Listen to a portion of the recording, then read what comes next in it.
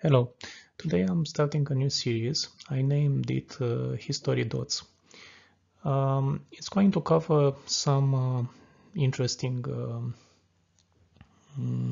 facts that pertains to history, especially to the history of Europe, since this is my closest interest. And of course, I have to say that mostly what happened in the 20th and 21st century up until now.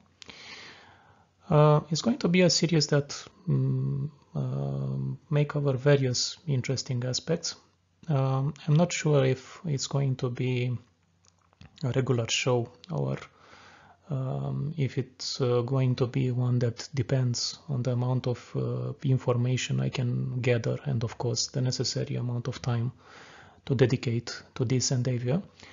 But I thought about some subjects, and today I will be covering the Soviet and modern Russia claims on European territories. I thought about this subject most of all due to the very serious situation in Ukraine. And I thought that since I have at least a minimal background regarding history and some facts that were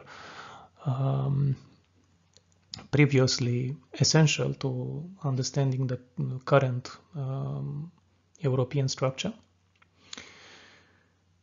I thought about sharing some of my ideas, and I hope you will enjoy it. The discussion is not going to be overly technical, but there are some important moments that I'm going to cover as I'm going to move on with this presentation. So let me start, and we will cover details as we move further. So, moving further. The way in which I'm going to present most aspects is by showing you various maps that are going to be helpful in better understanding the current situation and the past one as well. The first one I have over here is a map that shows a very good map, I have to say, that shows all the gains of the Russian Empire. And I think they are important because ultimately we have to understand the fact that Russia, as well as most major countries and powers, had a history that was quite fluent in the sense of having a bigger or a smaller influence that it could project around the world. I'm not going to cover very much the past details, but I have to say some important aspects. And the first one, of course, pertains to territorial gains. This is quite important because Russia was an empire that grew in stages, and parts of what became the Russia that we mostly know from today were not parts of the initial empire. And I think that this is already a serious detail that has to be considered, because I don't think that there is too much reasoning in having territorial claims on Europe. And not only in Europe, I think that in just about any country. It doesn't matter if you have a better or a worse reason. I don't think that this holds up. But ultimately, I'm not going to enter too much into the basic concepts of geopolitics and focus mostly on what we see over here. So, as you can see, colored in yellow,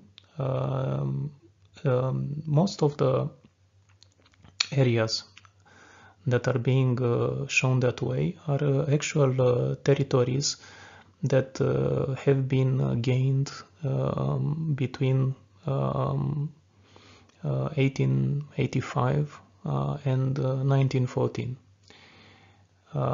Think about all these details. Those parts that became an integral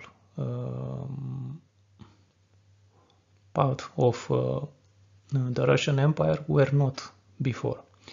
I am pretty sure that you can guess the fact that there aren't many similarities between the Finnish people and the Russian people. Yet, however, you're going to notice that there is already the presence of Finland as being under the Russian rule. If you look on the left, you will also notice that a part of Belarus, Ukraine, yes, you can see the capital city of Kiev, are already part of the Russian Empire before 1914. But of course, they were territorial gains. The same happens with the Baltic countries. And you should already be thinking if there is so much that could be shared and must be shared, forcibly or not, between Russia and the neighboring territories. And we haven't even started to talk about what were most of Russian ambitions, because you have to think even during the Napoleon times that probably Russia had some quite strong interests in having conquering a larger territory. I'm pretty sure that there were some limitations regarding the military and the economic power that made Russia mostly unable to fulfill these goals, and this meant that they had to accept lower territorial gains. They had to accept the fact that they weren't as powerful. However, you notice already an interesting detail. If you look on the southern part of Russia, there is a large territory that I think is part of what the southern republics, Turkmenistan, Kazakhstan, Uzbekistan, and other such territories. Those weren't, again, entirely accepting of the Russian rule. But, however, they had a dynamic that I think meant quite a lot regarding the potential later on for conflicts and also for a relationship that is very difficult to understand. But if you look on the left side, because this is what we are mostly interested in, you see Finland, you see Ukraine, you see Bulgaria, Belarus, and a part of what today is the Republic of Moldova. And even Georgia is also present. If you look on the lower right side, I think that if you watch closely around this area, I think that you're going to notice part of what Georgia is today. Of course, the borders have been vastly changed as time went on, but I think this is enough. So actually what you are looking at is the situation until the start of the First World War. The First World War that took place between 1914 and 1918 was a bloody war. It not only meant that vast tracts of land have been lost, but ultimately that the whole European construction was changed. The Austro-Hungarian Empire died, disbanded. The Russian Empire just as well, due to an ongoing revolution and civil war. And the Turkish Empire, the Ottoman Empire, also was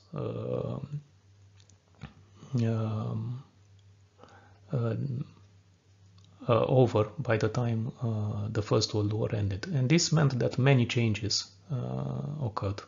Of course, Russia again had some goals, but due to the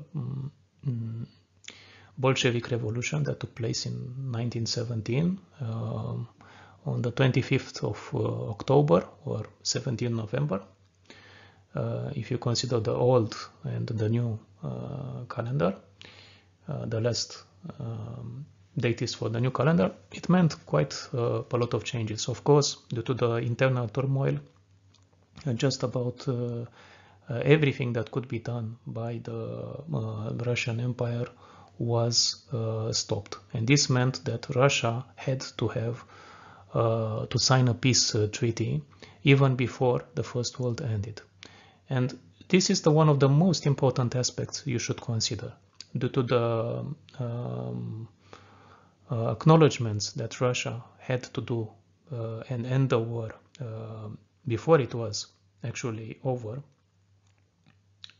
It meant that for many it remained as a very sore point in history, and a lot of grievance and a lot of hate is going to be placed in this treaty that felt unjust. Of course, it was in some ways unjust, but we have to understand the fact that Russia was in no way capable of exerting its influence as they wanted. All right, so I think that you already start to understand the fact that Russia was quite in a difficult position before the start of the First World War due to territorial gains, but also due to the difficult economic situation that later on created the basis for the Russian Revolution. And also at the end of the First World War, Russia was having a very low influence. However, by the time we reach into the early 20s, the civil war is almost over, and a new stage, a new phase in the development of the Russian Empire, because we are not going to consider it something else. I don't think you can probably debate that, but still it's an empire, especially when you think about the way in which it projects power due to military might. I think, in my opinion, it's still an empire in the traditional sense. So even before we reach into the 20s, I think that the concept of the new Soviet Union and the new Russia was already created, and I will show you what I want to say. In 1922, if I remember correctly, the Soviet Union is being created, in the sense that what meant the Soviet Union later on was mostly stable and with these territories underway. You have to think about the Soviet Union as not being in any sort of way a true federation, because most of the power was concentrated in Moscow and on the Russian Republic. So with this centralization of power, it was quite clear that Russia was nothing more, nothing less than just another empire. Even if it had some goals that were very important to achieve. And during the time of Lenin, the most important decision they made was that they wanted to export the revolution. They wanted to make sure that the Russian model of Marxism, actually what later on became known as Marxism, Leninism, due to Lenin's involvement in adding various other concepts to the basis of Marxism, and what later on became the doctrine that was so much promoted around the world, especially in various poorer countries that were struggling with something exactly the opposite of what Karl Marx and Engels, Friedrich Engels, were expecting and proposing. But ultimately, this is how things were shaped. And like I said, the Soviet Union wanted to project this power.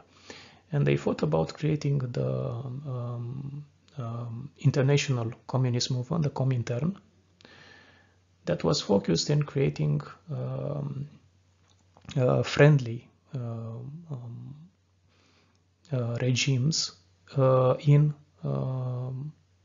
Europe. Of course, they had the concept of exporting the revolution just about anywhere, but most of their efforts were being made at Europe. And of course, because there were many advantages to be had if such regimes were created, and they were, of course, friendly towards the Soviet Union. And this was mostly what they were trying to achieve. Of course, they tried to create parties in Italy, in France, in Spain.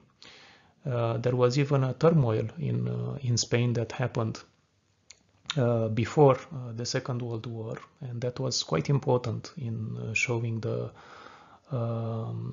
potential of the communist movement. But of course, what came out of it was mostly nothing, and there were only in part some friendly activists that were co-opted and that later on tried to stage regime changes and enter the politics. But of course, this wasn't highly successful, and most of the peaceful attempts at having an important say in developed countries was entirely out of discussion. So it's important to say that there were these ambitions, and these ambitions started to grow as the Russian Empire was getting back to its former state. And of course, there were all these plans, economic plans, that had some success in raising the living standards in Russia, and especially to be able to spend enough in modernizing the army. And those are the important parts that have to be considered later on. Of course, at one point in the 30s,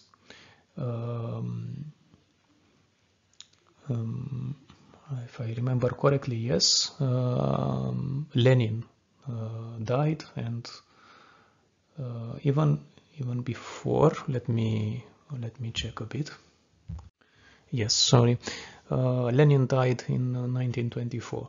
I remember there was some sort of internal struggle that meant Stalin, the next leader, would not have the entire power concentrated on him by the 1930s. All right, so getting back, and sorry for this mistake, and I will try to be more resolute.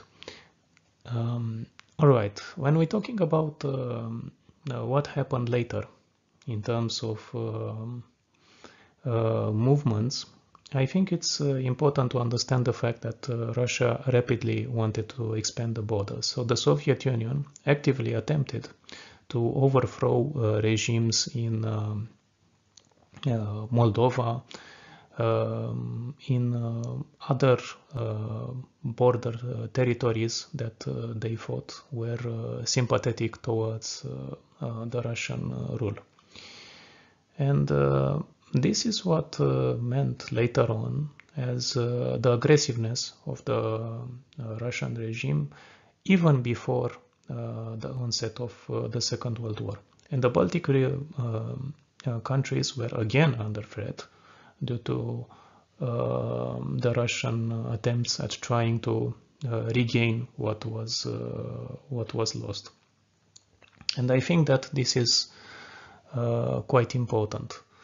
And the frictions that were occurring with Finland and other countries that just succeeded in having independence goes on to show that the Russian regime wanted to get back to the initial strength, and this meant a lot of problems for neighboring countries. However, the most important development is the onset of the Second World War, and I will tell you immediately why this was so. I thought about the concept of the Soviet Union as being a power that attempted to achieve a lot in Europe.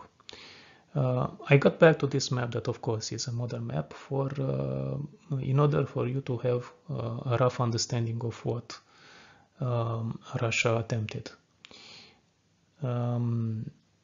The expectations were that, of course, Germany, after the disaster of the First World War, will fail. And the failure of Germany was a potential for a regime change. And the problems that Germany experienced in the 1920s and 1930s meant that Hitler was able to secure later quite an important presence and became the ultimate ruler of Germany. But you have to think in context what Russia attempted. First of all, they wanted a friendly regime in Germany, and they hoped that the situation would be like that. On the other side, Russia also thought about having a thorn in most of Europe. And this very strong country, if established over there and being quite aggressive, was a chance for Russia to assert its influence as long as Germany was extending and trying to wreak havoc in Europe, and of course making all of the neighboring countries lose so much in terms of resources trying to defend against Germany. And this doctrine was essential for what later on became the strategy of Russia in the Second World War. But getting back to the idea, Russia wanted to have just about the whole of Europe. And this meant that many countries had to have political regimes that were created similarly to Russia. Of course, this plan failed for a number of reasons. The first of all being the fact that most countries recovered from the First World War, with two major exceptions, Germany and Italy. And this meant that most of the European architecture was not changed as much as Russia wanted. And this meant that ultimately what would happen in the Second World War would be essential for Russian plans. Of course, we will be continuing the discussion, and I will show you another interesting map. The Second World War. The Second World War started in 1939 when Germany attacked Poland. Of course, Germany up until that point was able to secure lands in Czechoslovakia that was integrally taken by Germany, in Austria, and this meant that the German Empire was getting stronger and stronger. Of course, this was due to the failure of most of what we consider Western diplomacy, with France and Britain being unable to understand the fact that Hitler wanted war in Europe and wanted to change everything. Russia, however, wanted also to change the situation in Europe, but for different reasons. They wanted to secure new lands, they wanted to have international prominence. And of course, they had even more means to do so than Germany, that was quite small in this respect. And the idea of having a treaty signed with Germany was mostly to secure some exchanges that were necessary between Russia and Germany, and this helped both of these countries have a modern military and make some exercises that were essential for reaching a high capability on both countries. But we have to understand the fact that neither Germany nor Russia were expecting the collaboration to go smoothly, and they were wary of each other's interests in Europe. However, up until the point at which the First World War started, neither Russia nor Germany wanted immediately to have an open conflict. And this meant that Poland was partitioned, another country that was severely under pressure in this time. And this meant that ultimately both Russia and Germany were preparing to invade Europe, but for with different goals. Germany was not as interested in fighting against Russia because they knew that the land was vast. They knew that there was a real logistical challenge in doing so. The Soviet Union was not ready yet to have a strong presence in Europe, and the main goal was to make Germany weaken their enemies. If Germany was able to totally obliterate Great Britain and take it out of the war, it would meant that the whole of Europe was mostly secure. And of course, Russia was able to come in Germany's back and stab it, because ultimately this was the whole reasoning for which the Soviet Union waited so much until they confronted the Germans. Of course, there has to be something else said.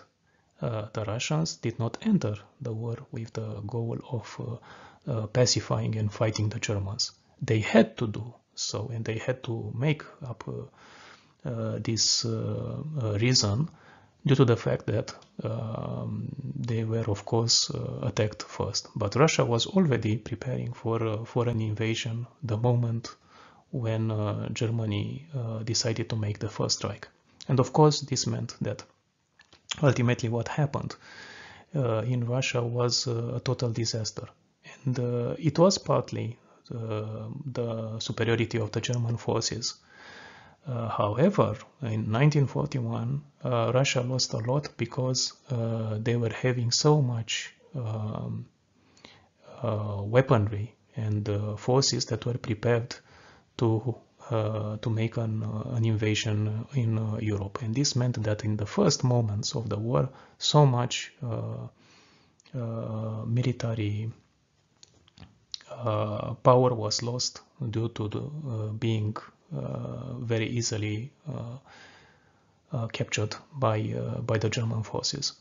Of course, this meant that Russia had to fight quite a costly war. Of course, Russia was not alone. The Soviet Union was not alone, and it was helped by the great Western powers of the United States of America and Britain by being supplied with weapons in the attempt of avoiding a costly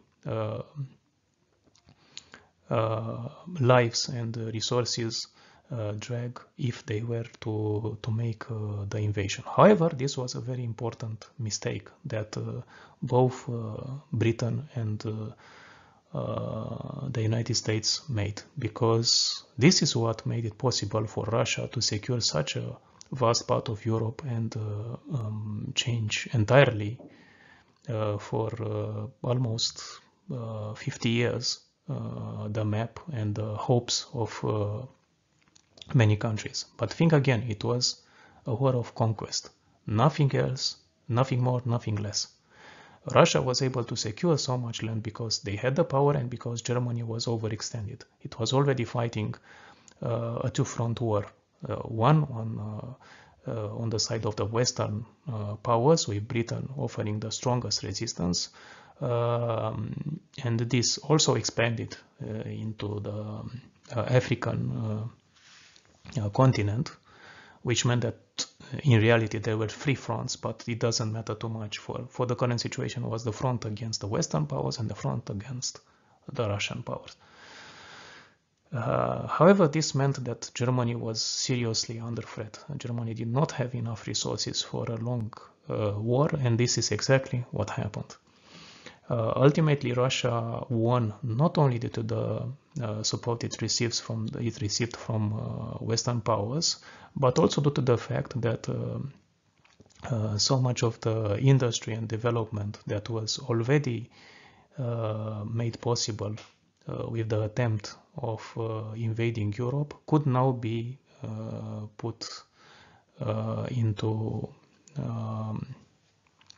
switched so easily towards the war effort. And this meant that Russia was in a very good position to fight back the Germans. Of course, there were heavy losses. Of course, the Russians did not care too much about those losses. And ultimately, what mattered was securing the land. And of course, there were many good and bad aspects about the Russian strategy, but what matters the most is the following: Russia conquered so much of Europe, and I will show you exactly what I wanted to say. By the time the Second World War was already over, Russia was able to secure all the land you see colored in red on the right side of the map. This meant that Ukraine, Moldavia, that was of course not part of the Russian Empire, but was a territory that Romania secured through the peace treaties that were signed at the end of the First World War, and of course the attempts to make the Romanian ethnicity prevail in this respect, and of course choose if they wanted to be part of Romania or not, and of course they have made that choice. However, the rest of the countries that were also independent up until that point, like Estonia, Latvia, Lithuania, Belarus, and Ukraine, just as well as Georgia, they were all part of the new Russian Empire.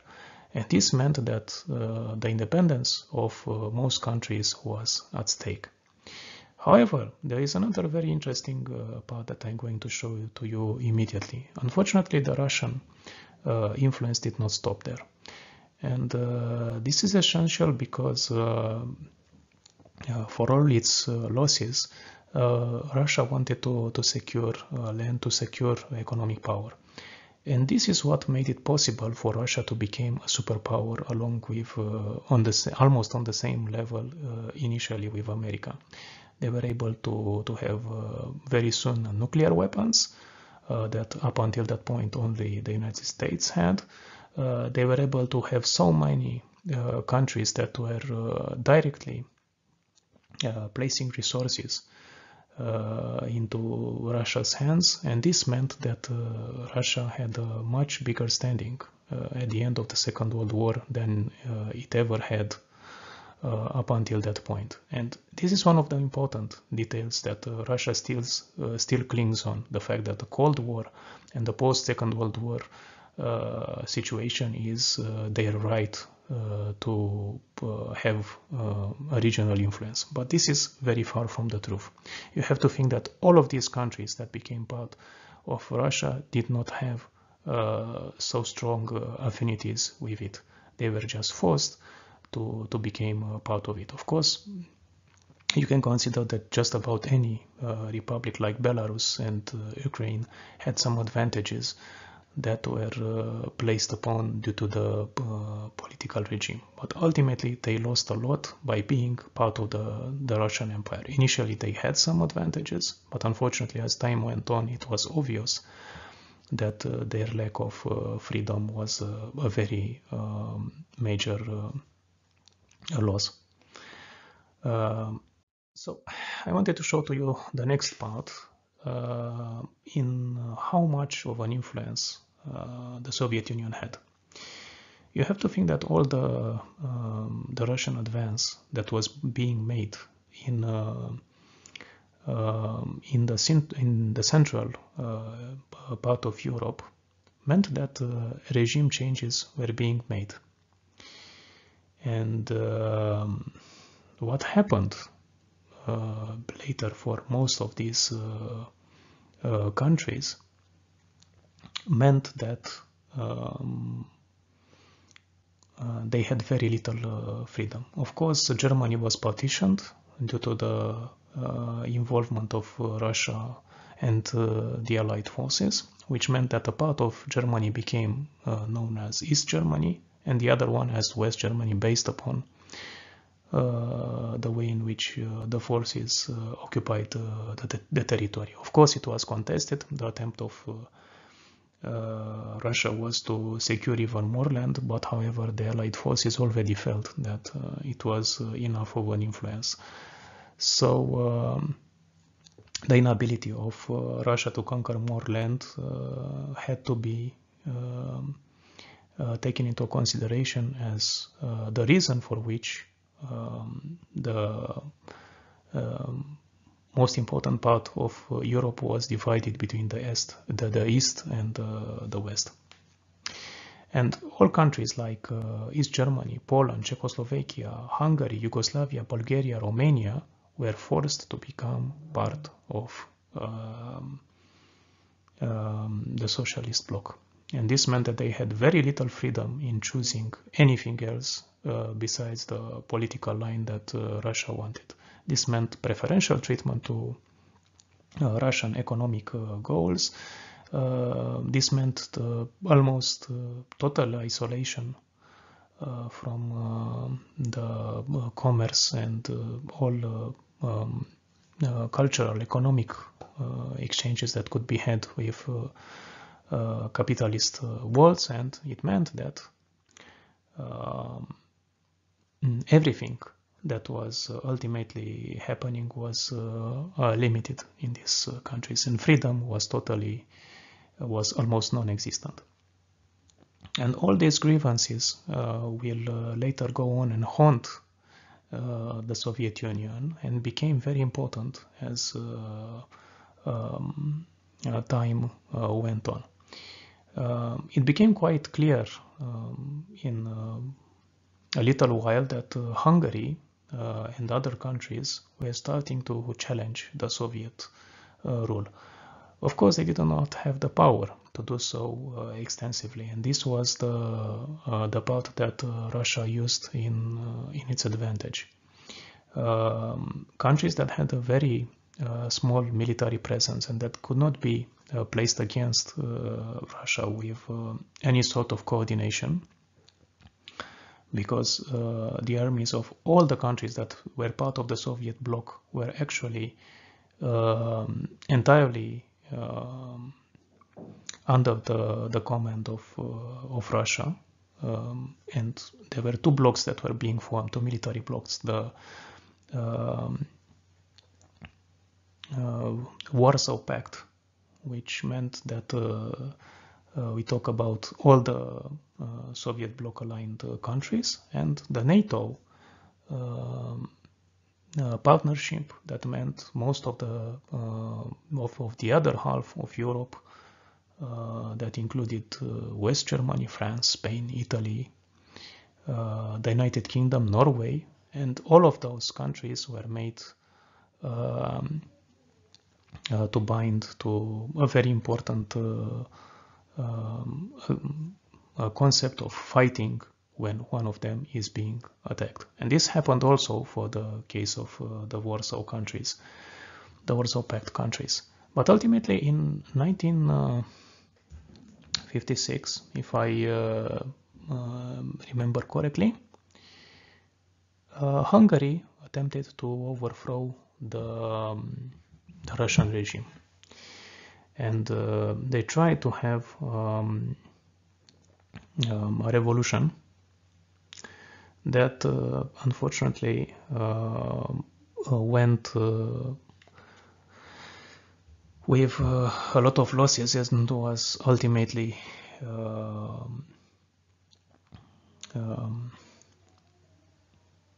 crushed by the Soviet Union with the might of its military strength.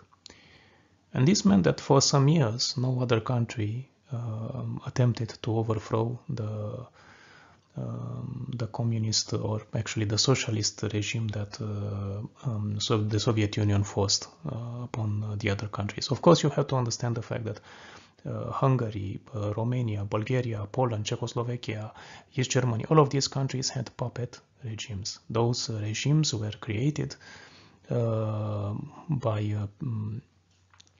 by the Soviet Union with people that were considered to be trustworthy and that were trained in the Soviet Union to take power when, of course, Russia expanded its military presence. The concept of puppet regimes, or regimes that are having a facade of freedom and democracy, is not a new concept, and it can be debated so much about how much it is still viable today. But it doesn't matter. There are many interests that happen in certain areas of the world that collide, so I'm not expecting it to be a totally dead concept. And the modern Russia clearly is no stranger to these ways of acting. So, getting back, as time went on, 1956, I said, is the moment the Hungarian Revolution is being crushed, completely obliterated with a strong and deadly Russian intervention. In 1968, Czechoslovakia attempts to have a more free political environment, and this meant that the Soviet Union was again thinking about how much it would lose if Czechoslovakia was exiting its sphere of influence. And since Czechoslovakia was bordering Western Germany, they thought about such a loss to be unacceptable. And again, they sent their military forces in order to secure a new regime that was having favorable views of Moscow. And this meant that again, the stability of the Warsaw Pact countries, the ones that had their regimes forced upon them, was ensured with the important losses of freedom and large material losses that were being made due to all of these interventions. And of course, there comes a time when Russia will not exert all this influence anymore, and then it's going to be obvious that these countries are going to choose another path. And this happened in 1989. You have to think about this moment as being historical. Of course, there were some changes in the Soviet Union. Of course, Gorbachev had a very important part in democratizing, to some extent, the Soviet Union, and making it less willing to crush any sort of dissent that was happening in neighboring countries. And this is what made it possible to have such a good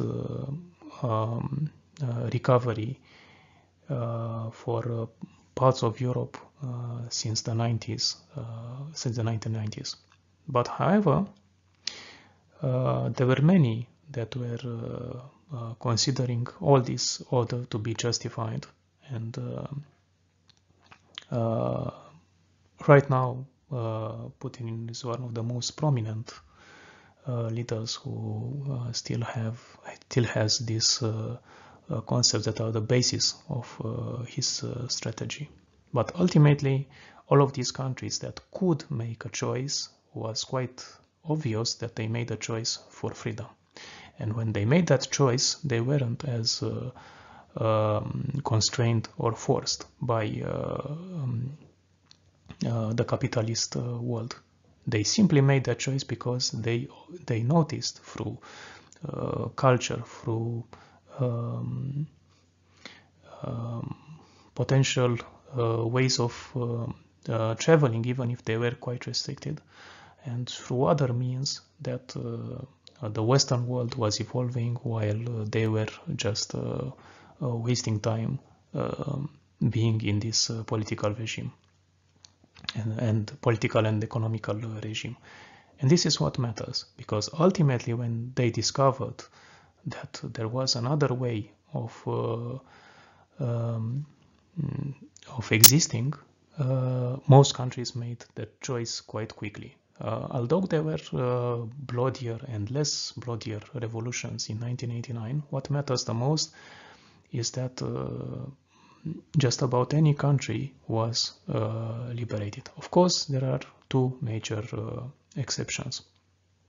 And the most important one, I think, is Belarus, that didn't quite have a true independent approach, and Ukraine, that was still somewhat uncertain in the way in which it handled the newly found freedom. However, both of them wanted to be independent from Russia. Unfortunately, the way in which events would play meant that there was some sort of back and forth movement between more freedom and let's say more convergence towards the Russian interests.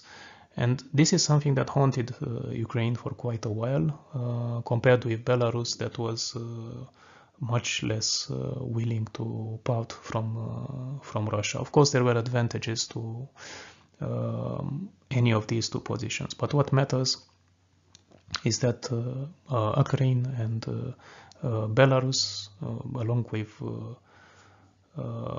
other major countries, still were not as open to democracy as they should have been. And this meant a lot of problems that boiled down in Europe, along with issues pertaining to more independence in Czechoslovakia and Yugoslavia. But ultimately what matters is that the Soviet Union had its interest in maintaining the sphere of influence, in maintaining a buffer area that covered vast amounts of land and potential military power that was under their control. And this is the same concept the current day Russian concept of strategy actually of Putin covers the same idea of having these buffer states. And right now it seems to be even more than that. It's not about partitioning Ukraine, but totally conquering it. And if you look at this map, probably you will understand why Ukraine is so important. And I think that Putin's Russia would not want to stop over there. But ultimately, we will see how events will play. But what matters is this is what Russia considers at least their rightful presence in Europe, which of course is devastating because it means that the borders of Russia are going again against parts of the world that was already choosing a more democratic approach. Of course, as you can see in this map, there were important areas that were split from the Soviet Union, and you have to think when you're looking at the left side that Ukraine, Belarus, Estonia, Lithuania, and Latvia were very important parts of their military interests. And later on, the conflicts they had in Georgia, because Georgia was another area that attempted to achieve true independence, meant that there were some conflicts that were unavoidable due to the Russians' fear of losing influence and losing their entire presence. And I have to think, and I will show you further, how all these areas played out. Georgia was ultimately a buffer state between Turkey and Russia. It was very important because Turkey was a NATO member, as you have seen some time ago, I think 2 slides ago. And it was essential for Russia to have a presence near the Orient, and to have such a strong presence was essential to their interests. So all those conflicts in Abkhazia and south of Ossetia were actually created by and funded by Russia as an attempt to secure the whole of Georgia in a conflict. Chechenia also was the stage of another war in the 90s that meant most of the area that could be secured was secured by Russia through a deadly military invasion, but this meant that the Russian influence and power could still be projected. And all of this meant that conflicts were created with the interest of securing even more land, and this was the approach that Russia used. On the other hand, the Western world attempted to show the fact that a different economy and freedom were the goals to fight for, and no matter what they are going to be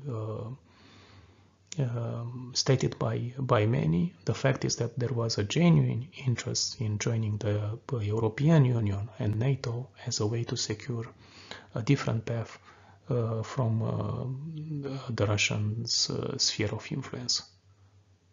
And this means that all the discussion that centers around Russia is moot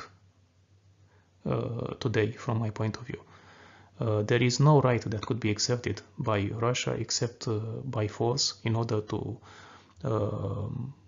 crush and control the areas around. Of course, I'm not saying that the Western world hasn't made mistakes in trying to support various governments throughout time.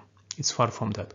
On the other hand, military involvements, invasions, can mostly be considered to be the attempts of Russia to secure even more influence in an area where they feel to be threatened. Of course, this does not make them in any way more reasonable in what they are doing. Far from that. But it's their reasoning, and I wanted to show to you why this is the situation. So we are almost at the end, and we have to think what Russia strives to achieve with the Ukraine war. It's quite obvious that Russia wants to secure a very large array of land and resources, and to secure a state that can be used both for defense and offense purposes as Russia sees fit. Of course, I have to mention something that wasn't quite clear up until that point. Russia still uses the ethnic reasoning to motivate most of its actions, and this is quite difficult to accept. But Russia still is a country that uses so much the concept of racial determination, and this is a concept that is quite dead in the current construction of Europe, yet Russia clings a lot to it. They try to make just about any Russian area where, of course, the majority is in their favor, to motivate an action that could be taken against other vast areas of land that are not under the Russian rule. And this is, however, very dangerous. And I think that the current threat of the Russian invasion in Ukraine is actually much higher than could be considered. We have to understand the fact that Russia would probably not stop at the borders of Ukraine if they could make such a choice. And this means that the whole Western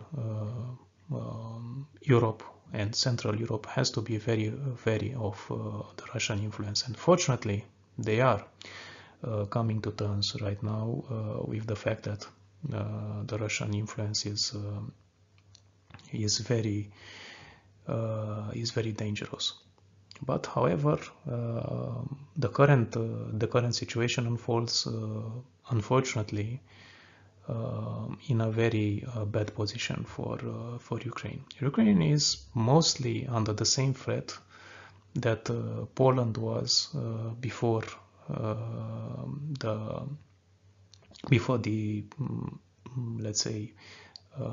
the Second World War.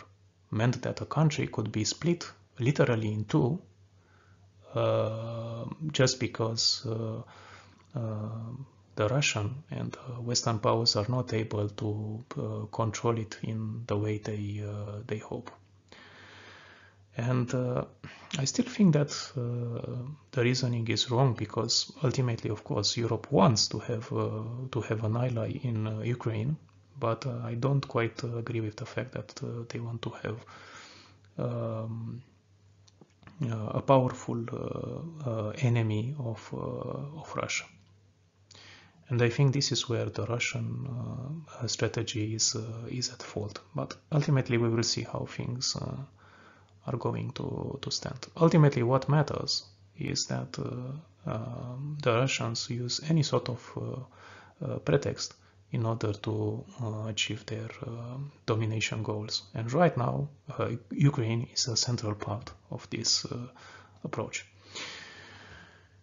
But as I said, going back to history, Russia does not have any sort of justification for the current approach, even more so when you think that Ukraine, and as you have seen in the first map, was not an entire part of the Russian Federation. Poland did not have any sort of involvement that could be considered against. Finland, again, yet they were countries that were under the threat of the Russian Federation, just like right now happens with so many countries: Estonia, Latvia, Lithuania, Poland, Romania. All of them are threatened by the Russian aggression, and we don't know when this will stop and how it will stop. But it's clear that there has to be a strong economic and a strong military presence that are going to be used as a way to deter more Russian involvement. But it's a very difficult situation that we have to consider from so many angles. So I hope you enjoyed this video, you found it interesting.